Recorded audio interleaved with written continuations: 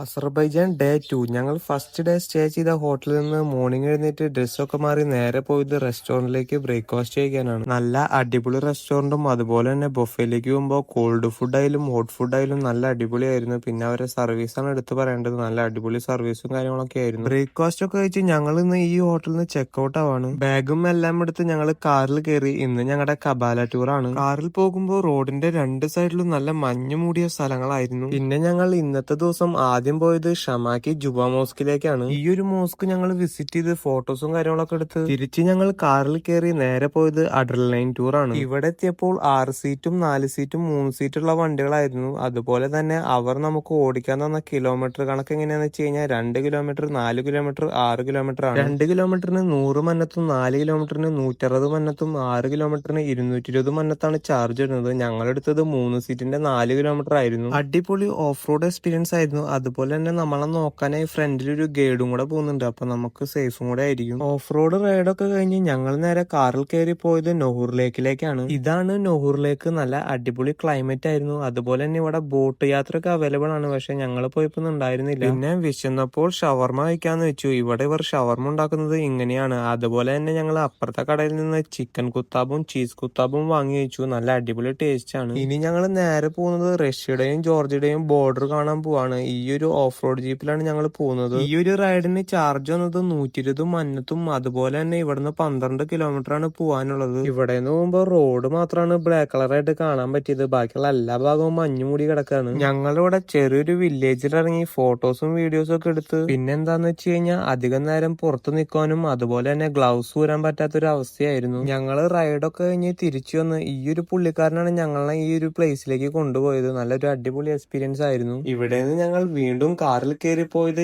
എഡിഗോസിൽ waterfalls കാണാനാണ്. ഇവിടെ എത്തിയപ്പോൾ ഫുള്ള് ഐസ് മൂടി കിടക്കുന്ന ഒരു സ്ഥലമായിരുന്നു. നേരെ ഞങ്ങൾ മുകളിലോട്ട് കയറി. നടക്കുമ്പോ ഒക്കെ സൂക്ഷിച്ച് നടക്കണം. ഐസ് ആയതുകൊണ്ട് സ്ലിപ്പായി വീഴാനൊക്കെ സാധ്യത കൂടുതലാണ്. പിന്നെ നമുക്ക് ഇവിടെ കാണാം ചെയറിലും ടേബിളിലും ഒക്കെ ഫുള്ള് ഐസ് നിറഞ്ഞു കിടക്കുന്നത്. നല്ലൊരു ബ്യൂട്ടിഫുൾ ആയിട്ടുള്ള ഒരു പ്ലേസ് തന്നെയായിരുന്നു. അതുപോലെ തന്നെ ഇതാണ് ഈ ഒരു വാട്ടർഫോൾ. ഇതിന്റെ മുകളിലേക്ക് കയറി പോകാൻ സ്റ്റെപ്സും കാര്യങ്ങളൊക്കെ ഉണ്ട്. ബട്ട് വഴുക്കലായതുകൊണ്ട് ഞങ്ങൾ കയറി പോയില്ല. അപ്പോ ഇന്നത്തെ ട്രിപ്പും കാര്യങ്ങളൊക്കെ കഴിഞ്ഞ് നേരെ പോയത് ഹോട്ടലിലേക്കാണ്. എഡിഗോസൽ ഹോട്ടലിലാണ് ഡേ 2 സ്റ്റേ ചെയ്തത്. ഹോട്ടലിൽ ചെക്ക് ഇൻ ചെയ്ത് നേരെ പോയത് റൂമിലോട്ടായിരുന്നു. നല്ല അടിപൊളി റൂമും കാര്യങ്ങളൊക്കെ ആയിരുന്നു. റൂമിന്റെ പുറത്തത്തെ വ്യൂ ആണ്. അതുപോലെ തന്നെ നല്ല ക്ലൈമറ്റും അതുപോലെ തന്നെ നമുക്ക് ഇവിടെ കാണാൻ സാധിക്കും ക്രിസ്മസ് ട്രീ പോലത്തെ കുറെ ട്രീകൾ. നല്ല ബ്യൂട്ടിഫുൾ ആയിട്ടൊരു പ്ലേസ് ആയിരുന്നു. വിശന്നപ്പോൾ നേരെ പോയി ഫുഡ് കഴിക്കാന്ന് വെച്ചു. ഞങ്ങൾ ഓർഡർ ചെയ്തത് ചിക്കൻ കബാബാണ്. ഫുഡൊക്കെ കഴിച്ച് നേരെ റൂമിൽ പോയി ഡ്രസ്സൊക്കെ ചേഞ്ച് ചെയ്ത് നാളെ ഇടാനുള്ള എല്ലാതും എടുത്തു വെച്ച് അപ്പൊ ഇനി ഉറങ്ങാൻ പോകണം. അപ്പൊ ഇതാണ് ഡേ 2 വിശേഷങ്ങൾ. അപ്പോൾ ഡേ 3 വീഡിയോ ആയിട്ട് കാണാം. Okay bye.